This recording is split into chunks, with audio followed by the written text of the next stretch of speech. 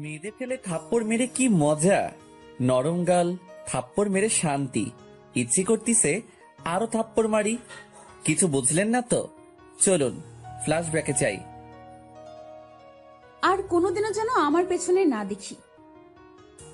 আমি কি কুত্তা যে তোর মতো কুত্তির পিছনে যাব? কি? আমি কুত্তি? কুত্তি না হলে কলেজের ছেলেগুলো তোর পিছনে কুত্তার মতো ঘুরঘুর করতো না। তোর মতো লুচ্চার সাথে প্রেম করা আমার সবচেয়ে বড় ভুল। আমি তো লুচ্চাই, সেটা তুই এখন বুঝলি? তোর সাথে কেন যে কথা বলছি, অসহ্য একটা। এখন তো অসহ্য লাগবেই কুত্তি। কুত্তি বলবি না। কি বলবো? ইরা কুত্তি। আপদ বিদায় হ, তোর সাথে ব্রেকআপ। তুই কে ব্রেকআপ করার? কে? আমি ব্রেকআপ করতেছি। আর এই নে তোর ব্রেকআপ গিফট। বলে মুখ থেকে চুইংগামটা বের করে ওর চুল আটকাই দিলাম। যা, আমি তো তোকে ভুলে যাব, কিন্তু এই চুইংগামের জন্য তুই আমাকে মনে রাখবি। টাটা এক্স কফ বলেই দিলাম দৌড়। ওখানে থাকলে হয়তো কপালে কষ্ট ছিল। এই হলো ফ্ল্যাশব্যাক। এখন বর্তমানে আসুন, আপনাদের সাথে পরিচয়টা সেরে ফেলি। আমি ইমন, ইন্টার সেকেন্ড ইয়ারে পড়ি। বাবা মার 2 মাত্র সন্তান। বর্তমানে এলাকার বাইরে আছি। আর যার থেকে পালিয়ে আসলাম উনি হলেন আমার গফ, সরি এক্স গফ, ইসরাত জাহান ইরা। আমরা সেম ইয়ারে পড়ি। ইরাও এখানে পড়তে আসছে, গার্লস হোস্টেলে থাকে, আর আমি মেসে। 1 বছর হলো ওর আর আমার রিলেশনের। 1 বছর রিলেশনে প্রায় প্রতি সপ্তাহে একবার ঝগড়া হবে, আর বাকি দিনগুলো রাগ করে চলে যেত। আমি ইরাকে প্রথম প্রপোজ করেছিলাম। কিছুদিন ঘোরাঘুরির পর রাজি হয়েছিল। ভেবেছিলাম এবার হয়তো লাইফটা মজায় কাটবে, কিন্তু এই মেয়ে যে প্যারা দেওয়া শুরু করছিল, কিছু হইলেই গাইল মাইর সব একসাথে। আজ আমিও সবগুলো শোধ তুলে নিলাম সুদে আসলে। নরম গালগুলোয় থাপ্পড় মেরে কি যে মজা। ইচ্ছে করতেছে গিয়ে আরো 2-1টা মেরে আসি, কিন্তু বেশি জিনিস ভালো না, তাই আর যাব না। বন্ধুদের কাছে আসলাম। কি রে, হাঁপাচ্ছিস কেন? মামা ইরার সাথে ব্রেকআপ করে আসলাম। তাহলে থাম, আমি গিয়ে প্রপোজটা করে আসি। যা, ওকে আমি থাপ্পড় মেরে আসলাম, আমার রাগটা তোর উপর দিয়ে দিবে। তাহলে থাক, চল ম্যাচে যাই। চল। ম্যাচে এসে বিছানায় শরীরটা ছড়িয়ে দিলাম, তখনই ফোনটা বেজে উঠল।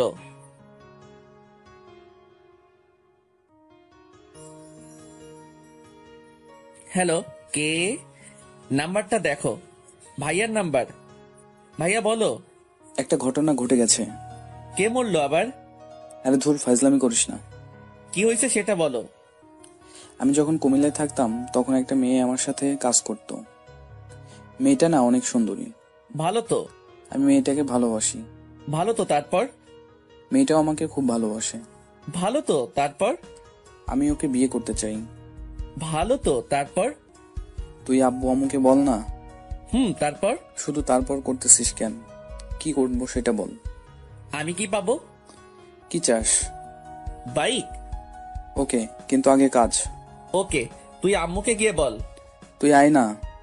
টিসির জন্য অ্যাপ্লাই করছিলাম না, ওটার জন্য থাকতে হবে। ও আচ্ছা, তারপর?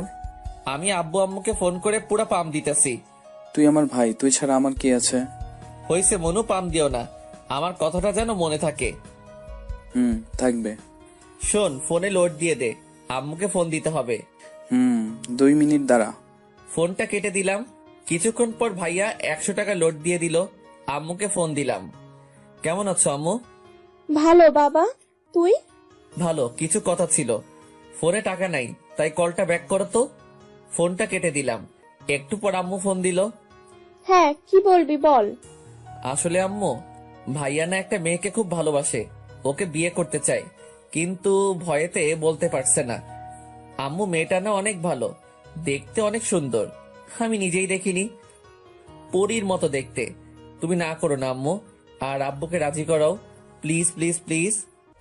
আচ্ছা, আমি ফাহাদের সাথে কথা বলতেছি, আর তোর আব্বুকেও বলতেছি। ওকে আমার সুইট মা, তুমি দুনিয়ার বেস্ট মা। হইছে, আসবি কোন দিন? টিসি দিলেই আমি চলে যাব। ফোনটা রেখে দিয়ে ঘুমিয়ে পড়লাম। বিকেলে ঘুম থেকে উঠলাম। বিকেলে সিয়ামকে নিয়ে বাইরে ঘুরতে বের হলাম। ঘোরাঘুরি করে মেসে আসলাম। রাতে ভাইয়ার ফোন, হ্যালো, কি করিস? পাম দিস না, আম্মু ফোন দিছিল। দিয়েছিল। কি বললো? রিয়ার বাসার নাম্বার নিল আর বিয়ের ডেট ঠিক করলো। তোর তো ঈদ লেগে গেল তাহলে। দূর বেটা, বিয়ে কোন দিন? আগামী শনিবার। তুই আসবি না? না, পরে রবিবার আমার টিসি দিবে, ওটা নিয়ে যাব। আমার বিয়ে আর তুই আসবি না? মন খারাপ করিস না ভাইয়া, আমি যাব এখন। তাহলে আমি ডেট পিছিয়ে দেই। না, পিছানোর দরকার নাই, আমি বিয়ের কয়েকদিন পর যাব। ফোনটা কেটে দিলাম। ভাইয়া আমি অনেক ফ্রি, বন্ধুর মতো। রাতে খেয়ে দিলাম ঘুম। পরে আর কলেজে গেলাম না। এর মধ্যে ভাইয়ার বিয়ে হয়ে গেল। ভাবির সাথে এই কয়দিনে অনেক কথা হয়েছে, ভাইয়ার সাথেও অনেক কথা হয়েছে।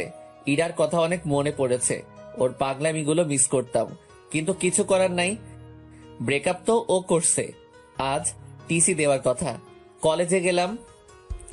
ভালোবাসা হারানোর কিছু থাকে না, সে চলে গেলেও দিয়ে যায় কিছু সময়, কিছু স্মৃতি, যাকে আঁকড়ে ধরে আপনি বেঁচে থাকতে পারেন। কারো ছেড়ে যাওয়ার দিকটা পজিটিভ ভাবে দেখুন। সে চলে গেছে কারণ সে আপনার যোগ্য ছিল না। যোগ্য মানুষটার জন্য অপেক্ষা করুন। কলেজে গিয়ে দেখি ইরার বান্ধবী তিশার সাথে দেখা। কেমন আছো? ভালো, তুমি? ভালো। হেতি কোথায়? বাসায় গেছে, ওর বোনের বিয়ে। ভালো থাকো, একেবারে চলে যাচ্ছি। ও আচ্ছা, ভালোভাবে যেও। টিসি নিয়ে সিয়ামের সাথে মেসে আসলাম। আমি আর সিয়াম দুইজনেই টিসি দিচ্ছি, কারণ আমরা ছোট থেকে একে অপরের সাথে থাকি। আমার এই জায়গায় চয়েসে আসে দেখে সিয়ামও আমার সাথে ভর্তি হয়। এখন দুইজনই ট্রান্সফার নিলাম। নিজ শহরে যাব, বাঘের মতো চলাফেরা করব। পরের দিন ব্যাগ নিয়ে বেরিয়ে পড়লাম। বাসে উঠলাম। কিছুক্ষণ পর বাস ছেড়ে দিল। 6 ঘন্টা যাত্রা করে বিকেলের দিকে বাসায় আসলাম। বাসায় এসে কলিং বেল টিপ দিলাম। কিছুক্ষণ পর একজন মেয়ে এসে দরজা খুলে দিল। এটা নিশ্চয়ই আমার ভাবি যান। ভাইটু, কেমন আছো? জড়িয়ে ধরে। ভালো, ভিতরে আসো। আগে বলো ভাইয়া কই? রুমে আছে। ভাইয়া রুমে গেলাম। ভাইয়া ঘুমাচ্ছে। ভাইয়া ভাইয়া। আরে তুই কখন এলি? এখনই। বাইক কই আমার? পরে কথা হবে, এখন ঘুমোতে দে। ও কাজের সময় কাজী, কাজ ফুরালে পাজি। ভাবি তুমি কিছু বলো না। কি হয়েছে? আমি তো কিছুই বললাম না। ভাবিকে সব কথা বললাম। তাহলে তুমি দেখো ভাইয়া কি আমার সাথে অন্যায় করতেছে না। ঠিকই তো, কালই তোমার বাইক কিনে দিবে। তুমি যাও, ফ্রেশ হয়ে নাও। ঠিক আছে ভাবি, তুমি না অনেক কিউট আর ভালো, একদম আমার মায়ের মতো। হইছে, আর পাম দিতে হবে না, যাও ফ্রেশ হয়ে নাও। আম্মুর সাথে কথা বলে আসি। আম্মুর কাছে গেলাম। আম্মু রান্নাঘরে রান্না করতেছে। পিছন থেকে জড়িয়ে ধরলাম। কেমন আছো মা? আরে তুই কখন আসলি? একবার ফোন করলি না যে? এত প্রশ্ন? আমি যেটা প্রশ্ন করছি উত্তর দাও। তুই এসে গেছিস যখন, ভালো থাকবো। যা রুমে গিয়ে ফ্রেশ হয়ে নে। রুমে গেলাম, ফ্রেশ হয়ে একটা ঘুম দিলাম। একবারে রাতে উঠলাম। উঠে ফোন টিপতে লাগলাম। একটু পর আম্মু খেতে ডাকলো। গিয়ে দেখি সবাই বসে আছে। সবার সাথে অনেক গল্প করলাম। খেয়ে এসে কানে ইয়ারফোন লাগিয়ে গান শুনতে লাগলাম। রাতে ঘুমানোর আগে আমার গান না শুনলে আমার ঘুমই আসে না। গান শুনতে শুনতে কখন যে ঘুমায় পড়ছি। সকালে ভাবির ডাকে ঘুমটা ভাঙলো। ইমন, উঠো। ভাবি আরেকটু ঘুমাই না? ঘুমাও, তাহলে আর তোমার বাইক কিনতে যেতে হবে না। বাইক?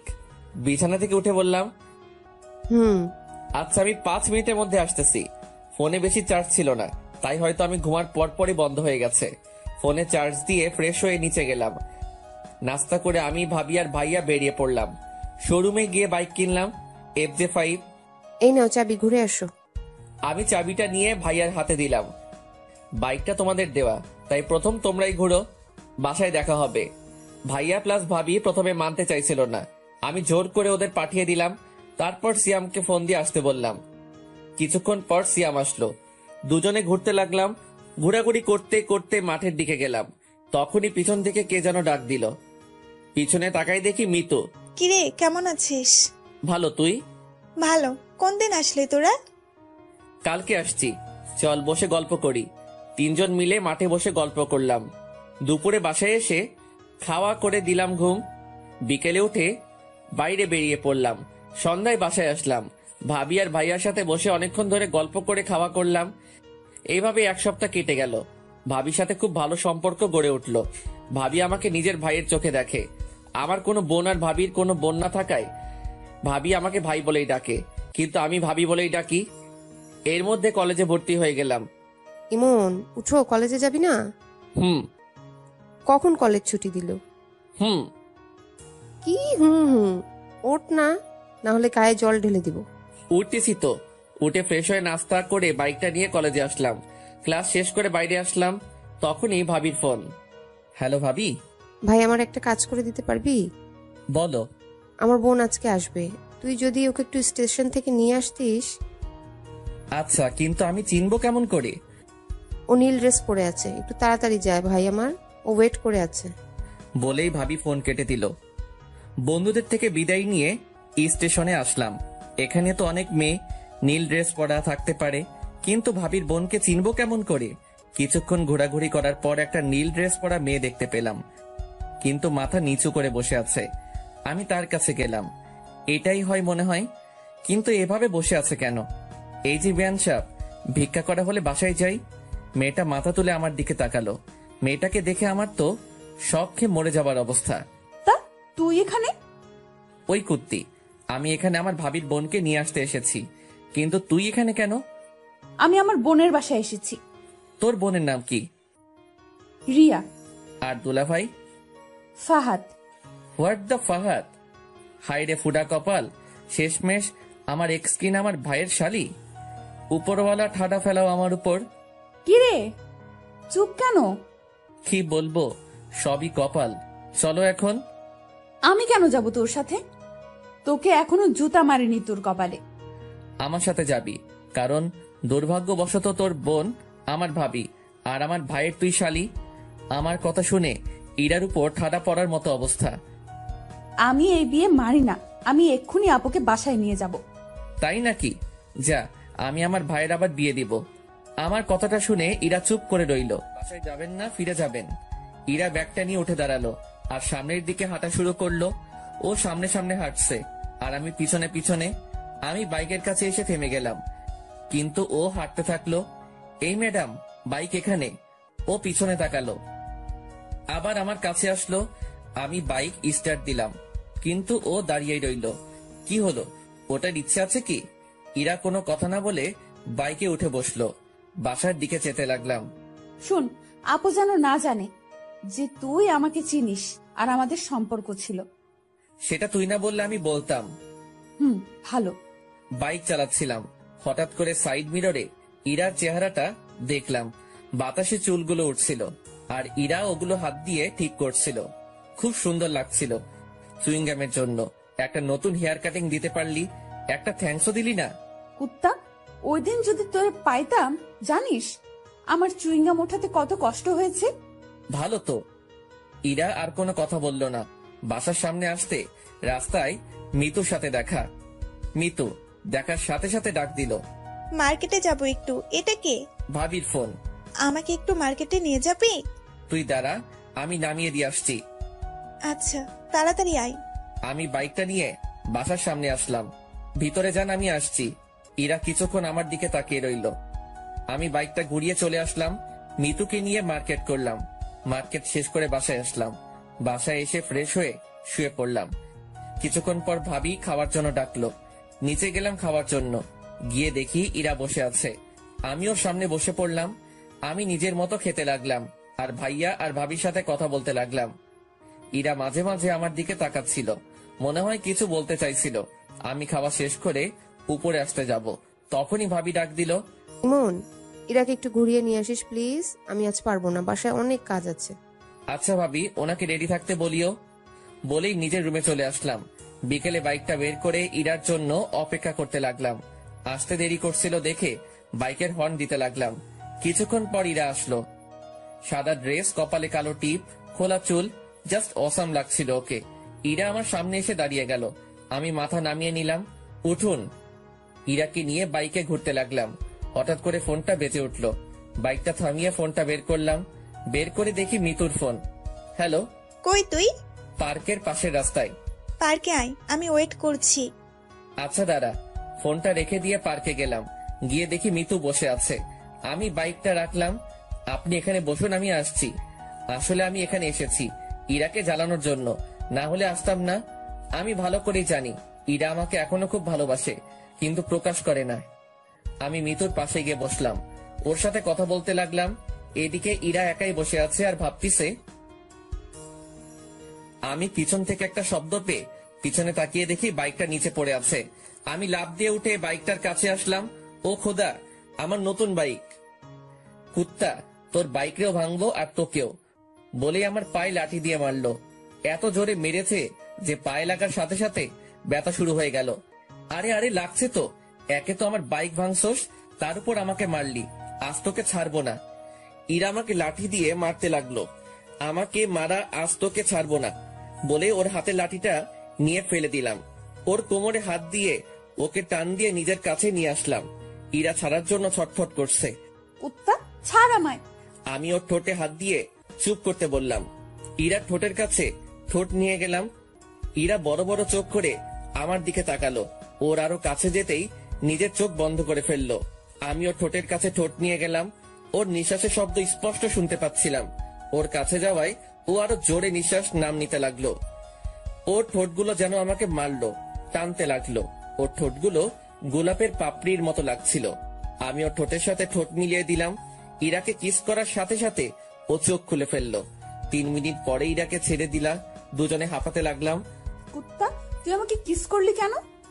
তুই আমার বাইক ভাঙতে চাইছিলি কেন? আমার ইচ্ছে হয়েছে, আমি ভাঙছি।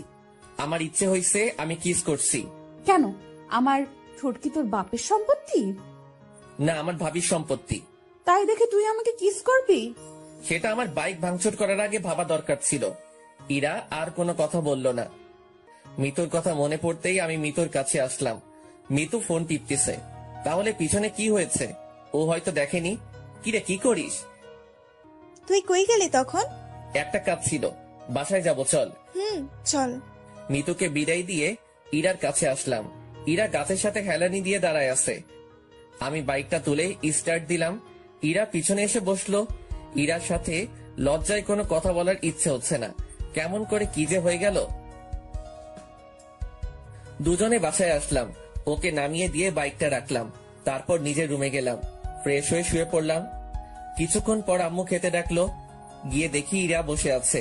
আম্মু, ভাইয়া আর আব্বু কই? ওরা আসেনি, তোরা খেয়ে নে। ইরা আমার সামনে বসে আছে। দুজনে মাথা নিচু করে খেতে লাগলাম। ভাবি আসলো। কিরে, কেমন ঘুরলি? ভালো আপু, জায়গাটা অনেক সুন্দর। আচ্ছা, খেয়ে নে। আমি খেয়ে নিজের রুমে চলে আসলাম। রাতে ঘুম ধরছিল না, তাই ছাদে গেলাম। একটু পর মিতুর ফোন আসলো। কিরে, কি করিস?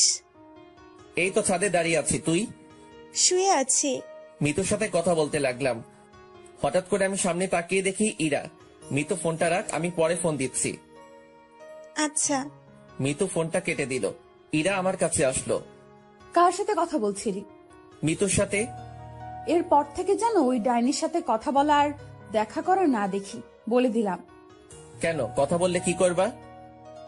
ইরা আমার কাছ থেকে ফোনটা নিয়ে নিল। ফোন পাবি না, যখন দরকার হবে আমার কাছে বলবি, আমি দিব। না, ফোন ছাড়া আমার ঘুম আসে না, ফোন লাগবেই আমার। বলছি না পাবি না। ইরার কাছ থেকে জোর করে ফোনটা নিতে গেলাম, তখনও মেয়েদের চোর পকেটে ফোনটা ঢুকিয়ে দিল। চোর পকেট কি জানতে চাহিয়ে লজ্জা দিবেন না? এইবার নিয়ে দেখা। মনটা খুব হতাশ হয়ে গেল। আমি নিচে যেতে লাগলাম।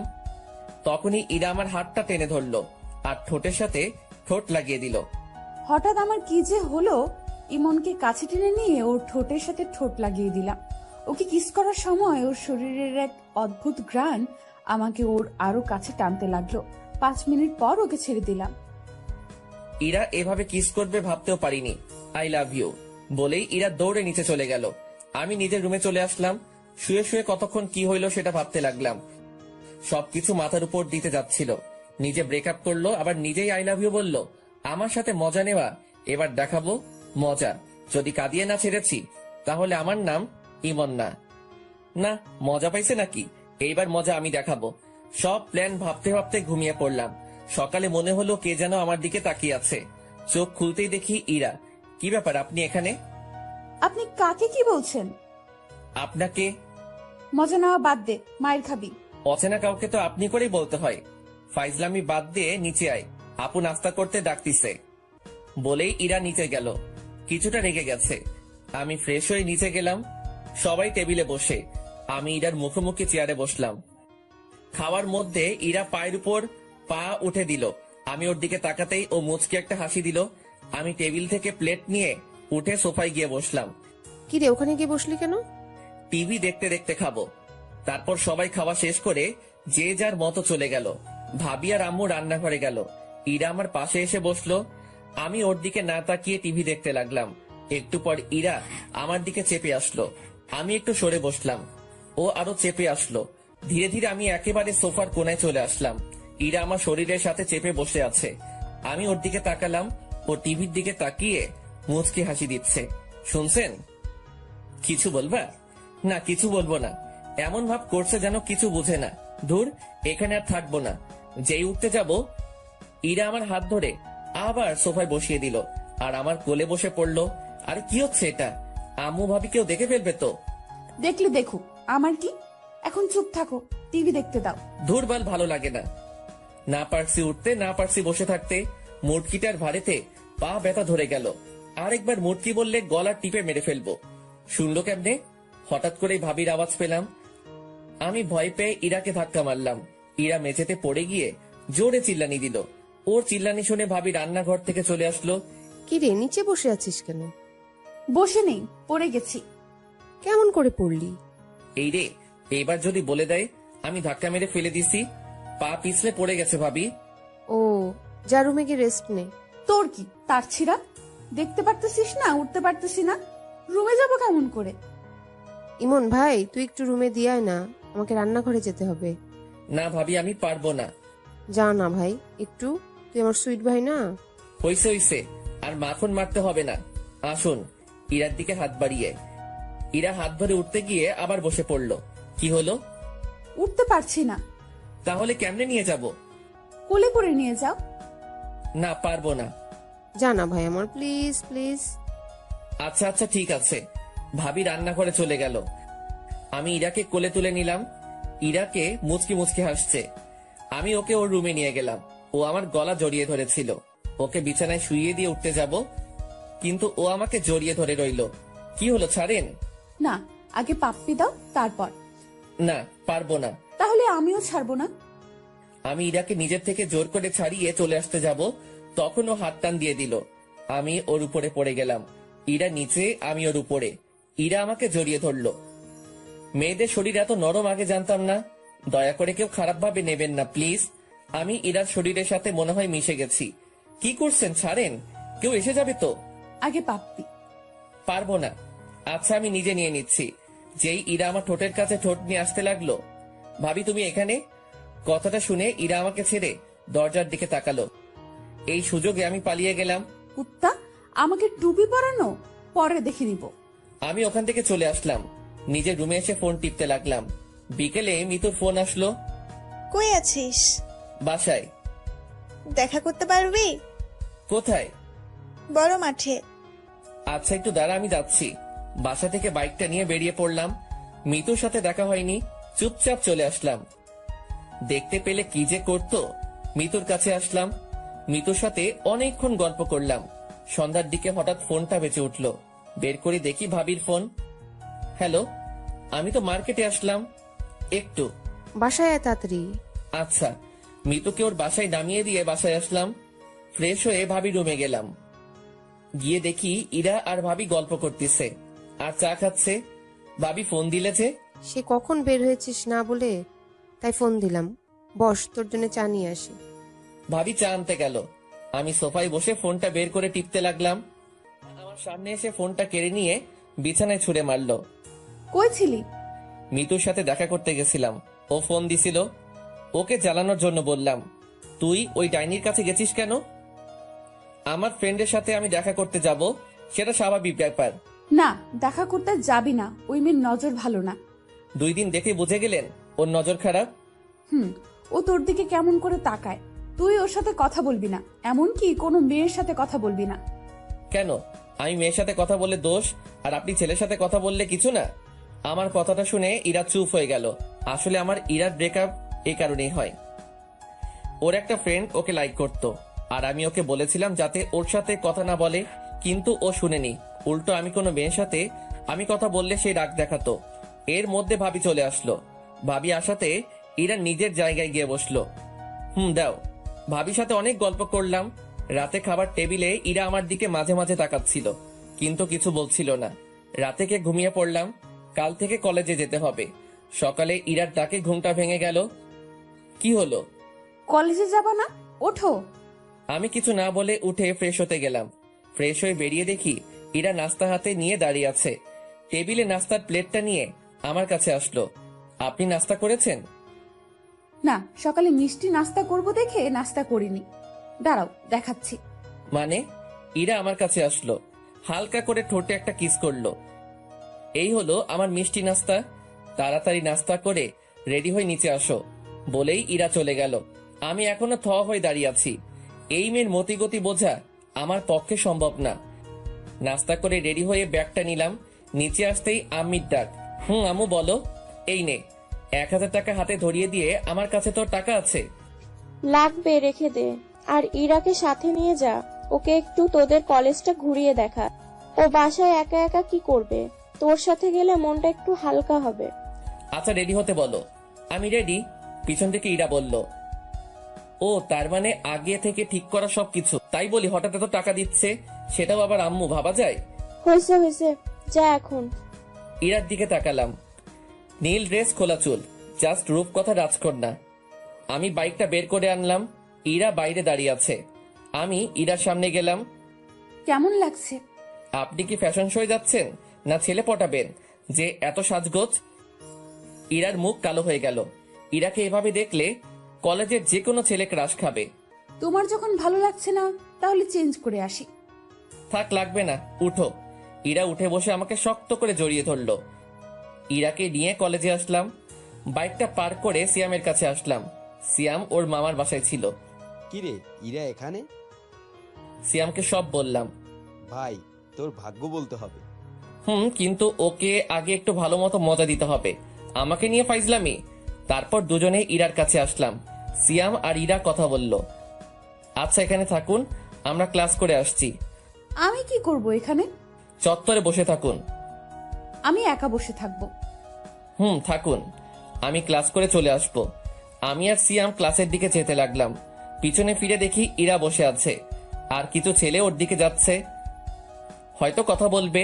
ছেলেগুলো ইরার কাছে গিয়ে কি যেন কথা বলছিল। আমি আর সিয়াম ক্লাসে না গিয়ে ওদের কাছে গেলাম। কি হয়েছে ভাইয়া? আরে ইমন ভাই, তুমি এখানে? কি হয়েছে? আসলে ভাই, আমার ফ্রেন্ড এই আপুকে অনেক পছন্দ হয়েছে, তাই কথা বলতে আসছিলাম। ওটা তোদের ভাবি হয়? ভাই, আগে বলবা তো, ভুলেই গেছে। আর হবে না আপু, মাফ করে দেন প্লিজ। ছেলেগুলো চলে গেল। তোকে আজ ক্লাস করতে হবে না, তুই ওকে নিয়ে ঘুরে আয়। বাইকটা নিয়ে আসি। বাইকটা নিয়ে ইরার সামনে আসলাম। ইরা উঠে শক্ত করে জড়িয়ে ধরলো। সবাই আমার দিকে তাকিয়ে আছে। ভাবিজি রোম্যান্স বাইরে গিয়ে কইরেন, এটা ক্যাম্পাস বলেই সিয়াম দৌড়ে চলে গেল। আমি বাইকটা জোরে টান দিলাম। বাইক আর মেয়ে পার্ট তো দেখাতে হবেই। সারাদিন ইরাকে নিয়ে বাইকে ঘুরলাম। ইরা সারাদিনে অনেক বকবক করেছে। বিকেলের দিকে বাসায় আসলাম। এসে ফ্রেশ হয়ে ঘুম দিলাম। সন্ধ্যায় ঘুম থেকে উঠে পুরো অবাক হয়ে গেলাম। ইরা আমাকে জড়িয়ে ধরে শুয়ে আছে, কিন্তু ও এখানে কখন এলো? আমি ইরার দিকে তাকিয়ে দেখতে লাগলাম। ফ্যানের বাতাসে চুলগুলো উঠছে, মুখটা খুব মায়াবী লাগছে। হঠাৎ করে ইরার ঘুমটা ভেঙে গেল। কি ব্যাপার, তুমি এখানে কখন আসলা? আসলে আপু তোমাকে ডাক দিতে বলছিল, কিন্তু এসে দেখি তুমি ঘুমাচ্ছ। আমারও ঘুম পাচ্ছিল, তাই এখানে ঘুমিয়ে পড়ি। কি? যদি ভাবি এসে দেখে ফেলতো তাহলে কি ভাবতো? যা ভাবার তাই ভাবতো। এখন উঠে ফ্রেশ হয়ে নিচে আসো। আমার কপালে একটা পাপ্পি দিয়ে ইরা চলে গেল। মেয়েটার মায়ায় আরো পড়ে যাচ্ছি। কি যে করি, ওকে কষ্ট দিতে পারছি না। আমি যে ওকে ভালোবাসি, তাহলে কষ্ট কেমন করে দেই? আর ওর থেকে দূরে থাকতে পারবো না। কালকে ওকে সব বলবো। উঠে ফ্রেশ হয়ে নিচে গেলাম। ভাবি আর ইরা আর আম্মু বসে কি যেন বলা বলি করছে। আমি যেতেই চুপ হয়ে গেল। ঘুম হলো? খুব ভালো ঘুম হয়েছে, তাই না? কি বলছো কিছুই বুঝতেছি না। থাক, আর বুঝা লাগবে না। আমার আর কিছুই বোঝা লাগবে না, বস এখানে। আমি গিয়ে ভাবির পাশে বসলাম। তোরা গল্প কর, আমি রান্না করে যাই। আম্মু রান্না করে চলে গেল। আমিও যাই, আম্মুকে সাহায্য করি। ভাবিও চলে গেল। আমি বসে ফোন টিপতেছি আর টিভি দেখতেছি। হঠাৎ ইরা এসে আমার কোলে শুয়ে পড়লো আর টিভি দেখতে লাগলো। আরে কি করছো ভাবি, এসে যাবে তো। আসলে আসুক, আমার কি। ইরা টিভি দেখতে লাগলো আর আমি রান্নাঘরের দিকে তাকিয়ে রইলাম ভাবি আসছে কিনা। ইরার দিকে তাকালাম, ইরা টিভি দেখতে ব্যস্ত। ইচ্ছে করছে ইরার মাথায় হাত বুলিয়ে দেই, কিন্তু কেন জানি সাহস হচ্ছিল না, তাই চুপচাপ বসে রইলাম। একটু পর ইরাকে ভাবি রান্নাঘর থেকে ডাক দিল। ইরা উঠে রান্নাঘরে চলে গেল। একটু পর 1 কাপ চা হাতে নিয়ে আসলো, এনে আমাকে দিল আর পাশেই বসে পড়ল। অর্ধেক চা খেতেই ইরা কাপটা নিয়ে বাকিটা চা খেতে লাগলো। আমি ওর দিকে তাকিয়ে রইলাম। কি হলো, এভাবে তাকিয়ে আছো কেন? না এমনি। বজ্জাত কোথাকার চায়ের কাপটা নিয়ে নিল। রাতে খাবার খেয়ে রুমে আসলাম, এসে গান শুনতে শুনতে ঘুমিয়ে পড়লাম। সকালে ঘুম থেকে উঠে ফ্রেশ হয়ে নিচে গেলাম। ইরা নাস্তার টেবিলে বসে আছে, আমিও বসে পড়লাম। খাওয়ার সময় ইরা পায়ে গুঁতা দিতে লাগলো। একসময় পা সরিয়ে নিলাম, ইরার পা চেয়ারের সাথে লাগলো, তাই হয়তো ওর মুখ কালো হয়ে গেল। আমি নাস্তা করে কলেজে আসলাম। আজ ইরা কলেজে আসেনি, কারণ ওর ভাবির সাথে মার্কেটে যাওয়ার কথা ছিল। কলেজে ক্লাস করে বের হচ্ছি, তখনই মিতু আসলো। কালকে ওই মেয়েটার সাথে তো খুব ঘুরলি। কেন, কি হয়েছে? না, তোকে একটা কথা বলার ছিল। কি কথা বল। এখানে না, বিকেলে পার্কে আয়। আচ্ছা চল, তোকে নামিয়ে দেই। মিতুকে বাসায় নামিয়ে দিয়ে বাসায় আসলাম। কই ছিলি? কলেজে কই আবার থাকবো। তোর বাইকের পিছনে মেয়েটা কে ছিল? ও, ওটা আমার ফ্রেন্ড হয়। আর কোনোদিন যেন কোনো মেয়েকে বাইকের পিছনে নেওয়া না হয়, আর কোনো মেয়ের সাথে প্রেম ঠেম করা যেন না শুনি। আম্মু, আমার রুমে চলে আসলাম। এসে দেখি ইরা আমার বিছানায় বালিশে মুখ লুকিয়ে কান্না করছে। কি ব্যাপার, তুমি এখানে আর কান্না করতেছো কেন? ইরা কান্না করেই যাচ্ছে। আমি ওর কাছে গিয়ে ডাক দিলাম। ও উঠে সোজা আমার শার্টের কলার ধরলো। তোকে না বলেছিলাম কোনো মেয়ের সাথে কথা বলবি না, কিন্তু তুই তো ওই ডাইনির সাথে বাইকে ঘোরাঘুরি করতেছিস। বলে ইরা কান্না করতে লাগলো। আরে আমি তো ওকে বাসায় নামিয়ে দিতে গেছিলাম। কেন তোকে বাসায় নামিয়ে দিতে হবে কেন? ওর কি হাত পা নেই, চলতে পারে না? রিক্সায় যাবে, অটোতে যাবে, তোর বাইকে কেন? আর নিব না, হইছে। এবার কলার ছাড়ো, লাগছে। ইরা আমাকে টান দিয়ে বিছানায় নিয়ে আসলো আর বুকের উপরে মাথা রেখে শুয়ে পড়লো। চুপচাপ থাকবি, আমাকে শুয়ে থাকতে দে। ঠিক আছে, সারাদিন না খেয়েছিলাম, এখন না খেয়ে শুয়ে থাকি। ইরা আমার মুখ তুলে তাকালো, তারপর আমার কাছে এসে ঠোঁটের সাথে ঠোঁট লাগিয়ে দিয়ে চুষতে লাগলো। পুরো 5 মিনিট পর ছেড়ে দিল। দুজনেই হাঁপাতে লাগলাম। এবার হইছে, এখন চুপচাপ শুয়ে থাকবি। ইরা আমার বুকে শুয়ে পড়ল। একসময় ইরা ঘুমিয়ে পড়ল। আমি ওকে ডেকে ফ্রেশ হয়ে নিচে এসে খাওয়া করলাম। ভাবি, আমি তোমার ঘরে গিয়ে ঘুমালাম। কেন, তোর ঘরে কি হয়েছে? তোমার বোন শুয়ে আছে। তাতে কি হয়েছে, তুই ওই ঘরে গিয়ে ঘুমা। কি বলছো জাতা? আচ্ছা আচ্ছা, তুই আমার ঘরে গিয়ে শুয়ে পড়। আমি ভাবির ঘরে গিয়ে শুয়ে পড়লাম। বিকেলে ঘুম থেকে উঠে দেখি ইরা আমার বুকের উপর মাথা রেখে শুয়ে আছে। কি মেয়ে রে বাবা। আমি ইরাকে ডাক দিলাম। একটু পর ইরার ঘোর ভাঙলো। চোখ মুখে ঘুমের ছাপ কম, রাগেরটাই বেশি। এভাবে তাকিয়ে আছো কেন? তোকে কি বলেছিলাম? আমার তো খিদে লাগছিল, তাই উঠে আসছিলাম। ভাবি বলল যে তুমি আমার রুমে শুয়ে আছো, তাই আমি যেন তার রুমে শুয়ে পড়ি, তাই আমি এখানে এসে শুয়ে পড়ছিলাম। দোষ করছে, আবার বড় বড় কথা। এখন চলো, আমাকে ঘুরতে নিয়ে যাবে। কিন্তু আম্মু যে বাইকে মেয়ে উঠতে মানা করছে। সেটা অন্য মেয়ে ওঠাতে মানা করেছি, আমাকে না। কেন? তোমার আম্মুকে গিয়ে বলো, আমি কি জানি। আমি রেডি হতে গেলাম, ইরা রেডি হতে গেল, আমি আম্মুর কাছে গেলাম। আম্মু, আমি কি ইরাকে বাইকে নিব? শুধু ইরাকে নিবি, আর ওকে যদি না নিস তাহলে তোর বাইক চালানো বন্ধ। ধুর, কিছুই বুঝি না, কি বলো তোমরা। বাইকটা বের করে দাঁড়িয়ে রইলাম। একটু পর ইরা এসে উঠে আমাকে শক্ত করে জড়িয়ে ধরলো। দুজনে পার্কের দিকে গেলাম। ইমন, গাড়ি দাঁড় করাও, আমি আইসক্রিম খাবো। আমি গাড়ি দাঁড় করিয়ে ওকে আইসক্রিম কিনে দিলাম। তুমি এখানে একটু দাঁড়াও, আমি ভিতর থেকে আসছি। আচ্ছা, তাড়াতাড়ি আসো। আমি পার্কের ভিতরে এসে দেখি মিতু বসে আছে। আমি ওর পাশে গিয়ে দাঁড়ালাম। কিরে, কখন এলি? একটু আগে, বস। আমাকে একটু তাড়াতাড়ি যেতে হবে। না, বসবো না। কি বলবি বল। I love you. আমি তোকে অনেক ভালোবাসি। প্লিজ আমাকে ফিরিয়ে দিস না, প্লিজ। মিতুর কথা শুনে আমি তো পুরাই থ হয়ে গেলাম। তখনই কে যেন আমাকে টান দিয়ে মিতুর থেকে আলাদা করে দিল। পিছনে তাকিয়ে দেখি ইরা। 2-3টা পড়ে গেল গালে। মাথাটা ঝিমঝিম করছে। এই, তুমি ওকে মারলে কেন? আমি এখানে তোমার সাথে কথা বলছি না, সো চুপ থাকলে ভালো হয়। মানে কি বলতে চাচ্ছ? আর তুমি কোন সাহসে মারলে ওকে? ইরা মিতুকে চর মেরে বসলো। আমি তো দেখেই অবাক। বলছিলাম না চুপ করে থাকতে। ইরাকে সাইডে নিয়ে আসলাম। তুমি ওকে মারলে কেন? তুই একে জড়িয়ে ধরেছিলি কেন? ভেবেছিলাম আমার ভালোবাসা দিয়ে তোমাকে আবার কাছে টেনে নিব, কিন্তু আমি ভুল ছিলাম। তুমি হয়তো আমাকে আর ভালোবাসো না। আসলে আমি পাগল। কেন যে ভেবেছিলাম তুমি হয়তো আমাকে আগের মতো ভালোবাসো, তাই তো তোমার কাছে নিজের ভালোবাসাটা জাহির করে গেছি। হয়তো আমার কপালে তোমার ভালোবাসা নেই। আসলে আমার মতো মেয়ে হয়তো ভালোবাসার যোগ্য নয়। পারলে ক্ষমা করে দিও। ইরা কাঁদতে কাঁদতে মিতুর কাছে আসলো। আপু, পারলে আমাকে ক্ষমা করে দিয়েন। আসলে আমি এতদিন একটা ভুল ধারণা নিয়ে বেঁচেছিলাম, সেটা আজ ভেঙে গেল। আসলে কি জানেন, কাউকে ভালোবাসাটা সহজ, কিন্তু বিপরীতের মানুষটার ভালোবাসাটা পাওয়াটা অনেক সময় কঠিন হয়ে যায়, আবার সম্ভবও হয় না। যেটা আজ আমার থেকে হয়তো কেউ ভালো বুঝবে না। ইমন খুব ভালো ছেলে, আপনাকে অনেক ভালো রাখবে। মাঝে মাঝে শয়তানি করে, কিন্তু জানেন কি, ওর এটাই আমাকে বেশি টানে। আপনি হয়তো ভাবছেন আমি এসব কেন বলছি। আপনি হয়তো এটাও ভাবছেন যে ইমনকে আমি আপনার থেকে কেড়ে নিব। সেটা নিয়ে ভাববেন না। আমি আপনাদের পথের কাঁটা হব না। ভালো থাকবেন। আর রাগের মাথায় তখন আপনাকে অনেক কিছু বলে ফেলেছি, পারলে মাফ করে দিয়েন প্লিজ।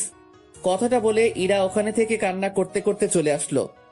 আমি বাইক নিয়ে ইরার পিছন পিছন বাসায় আসলাম। ইরা ওর রুমে ঢুকে গেল। আমি নিজের রুমে গিয়ে শুয়ে পড়লাম। ধুর, কি করতে গেলাম আর কি হয়ে গেল। আমাকে ইরাকে বলতেই হবে সত্যিটা। আমি ইরা রুমের সামনে গিয়ে দাঁড়ালাম। ভিতর থেকে কান্নার শব্দ শুনতে পেলাম। ইরা হয়তো কাঁদছে, নিজেকে কেমন যেন অপরাধী মনে হচ্ছে।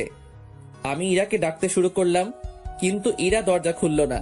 আমি দরজা ধাক্কাধাক্কি করতে লাগলাম। ইরা দরজা খুলল। প্লিজ আমায় একটু একা থাকতে দিন। যদি আপনি আরেকবার এভাবে এসেছেন তাহলে আমি এক্ষুনি এই বাসা ছেড়ে চলে যাব। কথাটা বলেই ইরা দরজা বন্ধ করে দিল। আমি রুমে চলে আসলাম। একটু পর ভাবি খাবার জন্য ডাকলো। গিয়ে দেখি ইরা নেই। ইরার সাথে তোর কি হয়েছে? কই, কিছু হয়নি তো। তাহলে ও কান্না করছে কেন? আমি আর কিছু বললাম না, মাথা নিচু করে রইলাম। খেতে ইচ্ছে করছিল না, তাই না খেয়ে নিজের রুমে চলে আসলাম। চোখ বন্ধ করে শুয়ে আছি। একটু পর মাথায় কারো হাতের স্পর্শ পেলাম। চোখ খুলে দেখি ভাবি। আমার ভাইটার বুঝি মন খারাপ? না ভাবি, এমনি ভালো লাগছে না। আমাকে বুঝি বলা যাবে না, তাই না? আসলে তেমন কিছু না, মাথাটা খুব ব্যথা করছে, তাই খুব খারাপ লাগছে। তুই ভাবিস না, আমি সব ঠিক করে দিব। তুই এখন ঘুমা। কথাটা বলেই ভাবি চলে গেল। আমি চুপ করে শুয়ে রইলাম। চোখে ঘুম নেই। চোখ বন্ধ করলেই ইরার হাসি মুখটা সামনে আসছে। যে করেই হোক ওকে আমাকে পেতেই হবে। ওকে আর আমার থেকে দূরে যেতে দিব না। চিৎকার করে বলতে ইচ্ছে করছে, ইরা, আমি তোমাকে ভালোবাসি। কাল যে করেই হোক ওর থেকে ক্ষমা চাইতে হবে। দরকার পড়লে ওর পায়ে পড়ব, কিন্তু ওকে নিজের থেকে দূরে যেতে দিব না। সারা রাত ঘুম হয়নি। ভোর রাতে ঘুমিয়ে পড়লাম। সকালে ঘুম থেকে উঠে ফোনটা হাতে নিয়ে দেখি 11টা বাজে। আমি তাড়াতাড়ি করে ইরার রুমে গেলাম। গিয়ে দেখি রুমে ফাঁকা। ইরার জামা কাপড় কিছুই নেই। আমি দৌড়ে নিচে আসলাম। ভাবি, ভাবি, ভাবি। কি হয়েছে? ইরা কই? ও আজ সকালে চলে গেছে। অনেক আটকানোর চেষ্টা করেছি কিন্তু পারিনি। কয়টা ট্রেন? 10:30টায়। আমি তাড়াতাড়ি করে বাইকটা বের করে স্টেশনের দিকে বেরিয়ে পড়লাম। সাবধানে যাস। স্টেশনে গিয়ে দেখি ট্রেন চলে গেছে। সাইডে বেঞ্চে বসে পড়লাম। চোখের কোণ দিয়ে এক ফোঁটা জল মাটিতে পড়ল। নীরবে বসে কাঁদতে লাগলাম। আজ আমার ভুলের জন্যই ইরা আমার থেকে দূরে চলে গেল। একটু পর ভাবির ফোন আসলো। হ্যালো ভাবি। কি হয়েছে তোর? তোর কণ্ঠটা এমন শোনা যাচ্ছে কেন? না কিছু না, বলো কি বলবা। পেলি ওকে? না ভাবি। আচ্ছা তুই বাসায় আয়, তোর সাথে কথা আছে। আচ্ছা আমি এক্ষুনি আসছি। বাইকটা নিয়ে বাসার দিকে যেতে লাগলাম। মুখের সামনে শুধু ইরার ছবিটা ভেসে উঠছিল। তখনই হঠাৎ করে কোথা থেকে যেন একটা রিক্সা বাইকের সামনে চলে আসে। আমি কন্ট্রোল সামলাতে না পেরে বাইকটা রিক্সার সাথে লাগাই দেই। চোখ খুলে দেখি মাথায় হাত আর পায়ে ব্যান্ডেজ। ভাবি সাইডে বসে আছে। ভাবি তোমরা এখানে? আর বাইকটা ঠিক আছে তো? তোর অ্যাক্সিডেন্ট করার পর একজন তোর ফোন দিয়ে আমাদেরকে ফোন করে হাসপাতালে আসতে বলে। আজ যদি তোর কিছু হয়ে যেত তাহলে আম্মুকে মুখ দেখাতাম কেমন করে? কিছু হয়নি তো? কিছু হয়নি। তুই জানিস তোর মাথায় হাতে পায়ে কয়টা সেলাই পড়েছে? থাক, সেটা বলার দরকার নেই। চুপচাপ শুয়ে থাক, বিকালে তোকে বাসায় নিয়ে যাব। ভাবি বাইরে চলে গেল। বিকেলে বাসায় গেলাম। আমি স্বাভাবিকভাবে হাঁটতে পারতেছি, কিন্তু হাঁটটার জন্য একটু সমস্যা হচ্ছে। রাতের বেলায় ছাদে বসে আছি। আকাশে তারার মেলা, হাজারো তারার ভিড়ে চাঁদটাকেই দেখছি। একটু পর কেউ পিঠে হাত দিল। পিছনে তাকিয়ে দেখি ভাবি দাঁড়িয়ে। ভাবি তুমি এখানে? এত রাতে এখানে মন খারাপ হয়ে বসে আছিস কেন? এখনো বলবি তোর কিছু হয়নি? আসলে ভাবি। ঠিক আছে, যদি আমাকে আপন না ভাবিস তাহলে বলতে হবে না। ভাবি আমি ইরাকে ভালোবাসি, আর আমরা একে অপরকে অনেকদিন ধরেই চিনি।